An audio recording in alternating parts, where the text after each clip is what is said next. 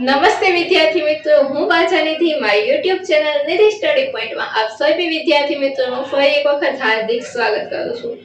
ગયા લેક્ચરમાં આપણે સ્ટાર્ટ કરેલું હતું ગુજરાતી વ્યાકરણમાં નિપાત ટોપિક, અને આજે એ જ ટોપિકને આપણે ફરીથી કન્ટિન્યુ કરશું અને નિપાતનો આજે આપણે લેક્ચર 2 જોશું.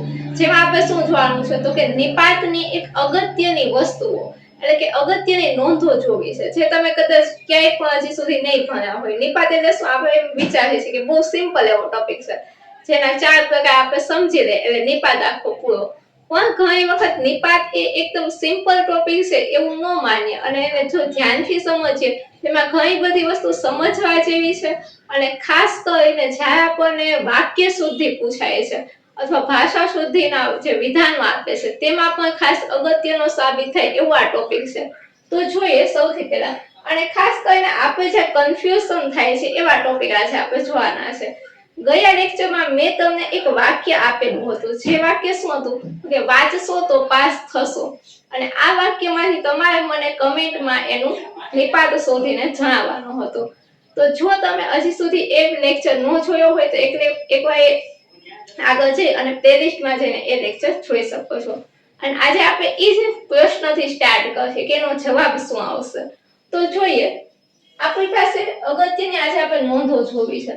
નિપાત તરીકે વપરાતા કેટલાક શબ્દો છે જે શબ્દો આપણે નિપાત તરીકે વાપરે, જેમ કે આપણે આવતા લેક્ચરમાં જોયું હતું પણ છે, સુધા છે, શીખે છે, તો છે, કેવળ છે, માત્ર છે, આ જ બધા શબ્દો એમાંથી જો વપરાતા કેટલાક પદો છે એ સંયોજન તરીકે વપરાય છે.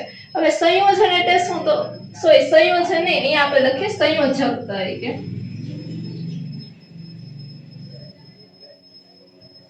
સંયોજક તરીકે વપરાય છે. સંયોજક એટલે શું, તો કે બે વાક્યને જે જોડવાનું કામ કરે છે, એ જે બે વાક્યને જોડે છે એને આપણે શું કહે છે, સંયોજક કહીએ છીએ ગુજરાતી વ્યાકરણમાં. તો અમુક એવા પદો છે જેમ કે પણ છે, તો છે, એવા જે આપણે જોયા હતા નિપાત, જે ભારવાચક નિપાતમાં આવતા હતા, એ પણ, તો, ય, એ બધા આવશે ને એ ઘણી વખત સંયોજક તરીકે પણ વપરાતા હોય.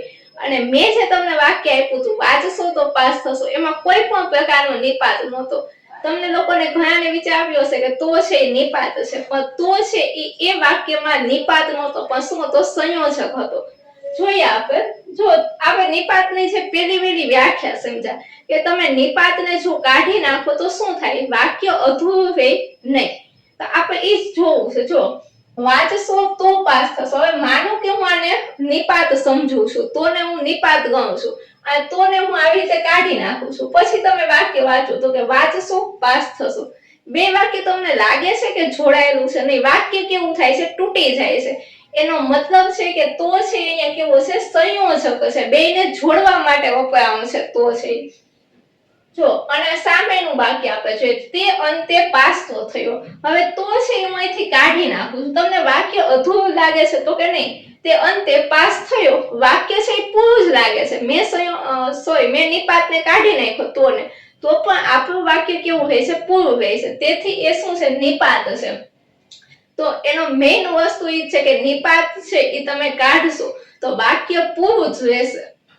પછી અહીંયા જોઈએ, તું ભણ્યો પણ ગણ્યો નહીં, અહીંયા પણ છે એ શું છે, સંયોજક છે. જો હું પણ ને કાઢી નાખું તો જો તું ભણ્યો ગણ્યો નહીં, બંને વાક્ય કેવા થાય છે, તૂટી જાય છે. જે વચ્ચે એને જોડવા માટે આપણે વાપર્યું હતું એને આપણે કાઢ્યું એટલે વાક્ય કેવું લાગે છે, અધૂરું અથવા તૂટેલું લાગે છે. અહીંયા જોઈએ, હું પણ તેની સાથે ભણું છું, પણ આપણે કાઢી નાખીએ, હું તેની સાથે ભણું છું, વાક્ય કેવું લાગે છે, આપણને પૂર્ણ લાગે છે. તો અહીંયા આપણે પણ છે કેવો છે, નિપાત છે. અહીંયા પણ છે સંયોજક છે. રાજીવ આવ્યો ને પ્રશ્ન ઉકલી ગયો, આ ને છે અહીંયા શું છે, સંયોજક તરીકે છે. ને છે એટલે કે અનેના અર્થમાં લીધું છે. અહીંયા આપણે આવી રીતે પણ લખી શકીએ, અને રાજીવ આવ્યો અને પ્રશ્ન ઉકલી ગયો, તો અનેની બદલે આપણે અહીંયા શું લીધું છે, ને લીધું છે. અહીંયા જોઈએ, રાજીવ આવ્યો તેથી પ્રશ્ન, અહીંયા તેથી છે એ પાછો સંયોજક છે. તેથી પ્રશ્ન ઉકલી ગયો, ને આ ને છે એ શું છે, લટકણ્યા રૂપ એટલે કે પ્રકીર્ણ નિપાત છે. આ પણ વાક્ય યાદ રાખીએ. સાથે જોઈએ, નિપાત તરીકે વપરાતું ખરું પદ છે એ વિશેષણ તરીકે પણ વપરાય છે. હવે જો નિપાત આપણે લટકણ હે નિપાત જોયા હતા. લટકણ હે નિપાતમાં આપણને ખબર છે ખરું ખરો ખઈ એવું બધું આવતું હતું. તો આ લટકણ હે નિપાતમાં જે ખરું ખઈ ખરું છે એ વિશેષણ તરીકે પણ વપરાય છે. વિશેષણ તરીકે કેવી રીતે વપરાય છે જોઈએ. તમે મને ખરું કારણ જણાવો. અહીંયા ખરું નો અર્થ આપણે શું કરશું તો કે સાચું કરશું. ખરું નો અહીંયા અર્થ થાય છે સાચું, એટલે કે તમે મને સાચું કારણ જણાવો. અહીંયા જોઈએ તો કે તમે મને કારણ કહ્યું ખરું. અહીંયા ખરું શું છે નિપાત સ્વરૂપે છે. અહીંયાનો જે ખરું છે એ નિપાત સ્વરૂપે છે. જ્યાં અહીંયા ખરું એટલે કે શું તો કે વિશેષણ સાચુંના સ્વરૂપ, સાચુંના અર્થમાં ખરું લખેલું છે એટલે કે વિશેષણ સ્વરૂપે આપણને આપેલું છે. ચલો આજનો લેક્ચર અહીં સુધી રાખીએ. ફરી મળીશું આવતા લેક્ચરમાં. તે નિપાતના જે આપણે પ્રકાર ભણ્યા હતા એને ડિટેલમાં ભણશું અને સાથે સાથે આવી અગત્યની એવી નોંધ હું તમને કહેતી જઈશ જે તમને વાક્ય શુદ્ધિમાં પણ ખૂબ જ અગત્યની નીવડશે. આજનો લેક્ચર તમને કેવો લાગ્યો એ જરૂરથી કમેન્ટમાં લખજો અને જો તમને વિડીયો ગમ્યો હોય તો વિડીયોને લાઈક કરો, શેર કરો અને જો તમે ચેનલ પર નવા હોય તો ચેનલને સબસ્ક્રાઇબ કરો.